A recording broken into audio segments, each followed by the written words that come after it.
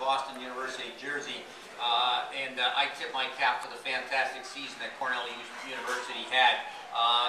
The one thing that I thought, was probably in our favor is we seem to wear them down a little bit, and whether it's the conditioning or a little bit more depth or just our night, it was awful nice to see that, and I think it was reflected in the shots on goal. But this is a fickle game, and they're a fantastically well-coached team that any time when it was 1-1 or maybe even when it was 1-0 early, one goal goes in, and this thing is anybody's game, as it was right down to the end. They put on a press in the third period, but our kids fought and competed and came up with the victory. So my hats off to the ladies with our club.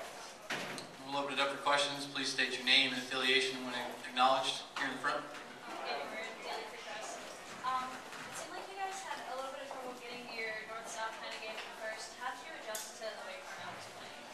Well, Cornell came out with a tremendous amount of speed. They've got world-class players back there in the blue line, and I think that we let them tight turn and get moving up ice, and all of a sudden, if a defenseman does that, it's a 3-4 person rush. And we also weren't doing a great job, just staying in the middle of the rink and letting them have a good breakout or getting some offensive pressure, and resulted in that first goal. But after that, we kind of probably got a goal that had eyes. Catherine Ward shot was 60 feet out and finds the corner, and a lot of nights that doesn't get there, so that gave us some momentum, and I think from there we kind of did a pretty good job of wearing people down. Other questions here in the middle? Al Daniel from BeyondTheDashers.net. Coach, Amanda Mazzata came to tonight with some of the best goaltending stats in the nation this season, but she had not faced any more than 26 shots in a game before tonight. Was there a lot of emphasis on trying to get a lot of shots on her and wear her down? Yeah, I think Cornell, they play 4 or 5 people around that net. I think when we won faceoffs in the first period, they weren't charging out to the points. So our job was to get, shots through there. I'm sure they block a zillion shots every game through the year. They take care of business in front of the net, and she's a fantastic goaltender. But anytime you can get upwards of 30 shots in a game like this, it probably bodes well for your team that Territoria did a nice job. And I talked about just getting wrist shots there, and I think we did that to keep the pressure on them. Here. Russell Childs with USCHL. Can each player please describe your goals during the second period? Yeah, I got the second goal tonight, and it was a team effort. Jen Wakefield crashed hard in the corner. It bounced back to Taylor, and Miller had it on the point. Miller's shot was nice and low, and the puck found my stick, and I just kind of hit into the net. I had the third goal in the game. The puck started in our own end when I passed it to Jen Wakefield, who was wide open along the boards, and she had great puck control throughout the entire play, where she carried it down the ice and protected the puck, and had the defense follow her and fed pass her into the slot and just let me take control of it. And what was going through my mind was anything but put the puck in the back of the net, and got a backhand off and went right in. Other questions here in the front? Can you guys talk about defensively what you were able to do with their shots? Well, they're a very talented group of players. Obviously, their record speaks for that. And what we were successful with tonight was taking away the middle, taking away sticks, back door, and in the slot, where usually they do give some pretty good goals. And they're a high-scoring team, and we were able to take away the middle and put the pressure on them. Other questions? Here. Shansky, NCAA.com. Coach, obviously, anybody who performs in a game like this is a heck of a player, but it seems to not have been your top names as much tonight scoring the goals. Can you talk a little bit about your team's depth and what that did for you this game? Yeah, I think one of the things, before we get to goals, one of the things that sort of rides under the radar a little bit here is that we have, I think, 6 people that are, pretty close to shut down defensemen. Kids with size, with reach, kids who played the Olympic Games, fantastic, talented kids.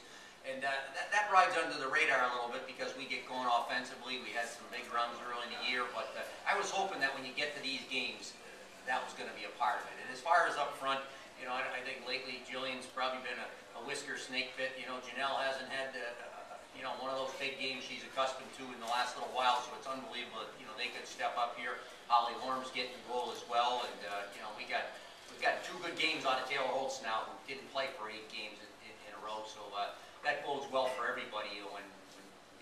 established players like these two young ladies score, because it's it's not something that hasn't happened before. They put up numbers for 3 years and 4 years respectively, and great to do it on the big stage because you don't get a chance all the time.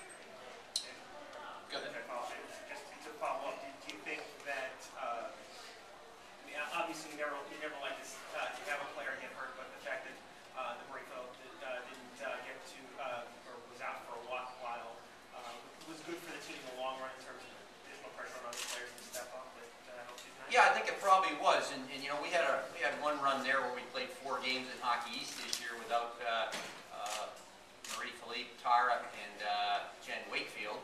We had 2 more games we played without Tara Watchhorn and Jenelle Kohanchuk at Christmas, and then we had 6 games without Marie Philippe at the end of the year. So you roll all that together. That's a few hockey games without some top players there, and these young ladies to my left, or many of the people back in that locker room, they still had a pretty darn good record and had very good success in those situations. So I don't think there's any question that the shot in the arm from those 2 kids coming back and the ability of the people that are here bode well for this part of the year.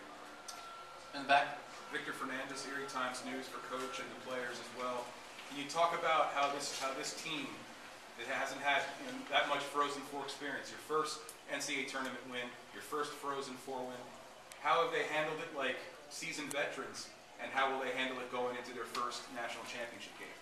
Jenelle, why don't you answer that? Start off, please. With our team, we take a lot of pride to our seniors. First most because they are the great leaders on our team. We always look up to them, and we want to provide a great team behind them. We support them just like they support us and carry us throughout the season. And coming to the Frozen Four, we put all our heart onto the ice for each other and for them. And we want to make everyone as proud as we can be and just keep the pride going. Other questions? In the front. Jenelle, can you just talk about what an energy boost it was when Jillian scored that goal? It seemed like everybody kind of picked up speed after that. Yeah, definitely. That was definitely a go-ahead for our team. Our whole bench was very excited. Everyone was kept their heads up.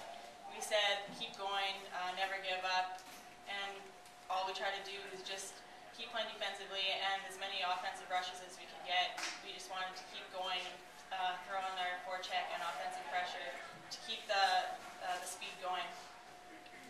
Here in the middle. Al Daniel from Beyond the Dashers. Coach, what does it mean to you to be the first Hockey East team to be playing in the women's national championship game? Well, it's I'm unbelievably humbled and proud to be that person or be the coach of that team. I still haven't blocked a shot, made a save, scored a goal, or killed a penalty. It's the people wearing the jersey, the young ladies, that have taken care of business. But I think we as a team are real proud of what we've accomplished getting to the championship game. And I have to, give a shout out to our league, because 4 or 5 years ago there was just a handful of schools who really had support. In Boston University, Boston College, Vermont, in the last number of years have put a lot of resources in the schools. So with the thanks to those schools' administration, and then the teams that have been prominent teams over the years, Northeastern, New Hampshire, etc. We think we're continuing to grow, and I think you base that on people that are playing in the league. And if people like Jenelle and Jillian are there, and this year we get a shot in the arm, obviously, with Marie Philippe and Captain Ward that have played in the Olympic Games, Jen Wakefield, who's been in this tournament. I hope we're doing something right, not only as a team, but as a league. Here in the front. You both smiled very big when you mentioned that.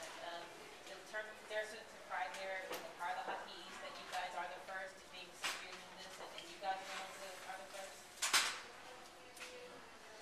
Yeah, I guess it kind of started with last year. Last year we won Hockey East for the first time, and it just seems like throughout my 4 years we've taken that step higher each year. One thing that's really unique about our team is we are a team.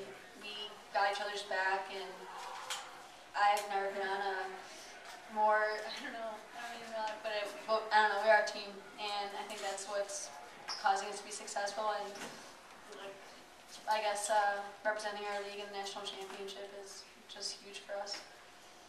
Got time for a couple more? Any more questions? All right, with no more questions, that'll conclude the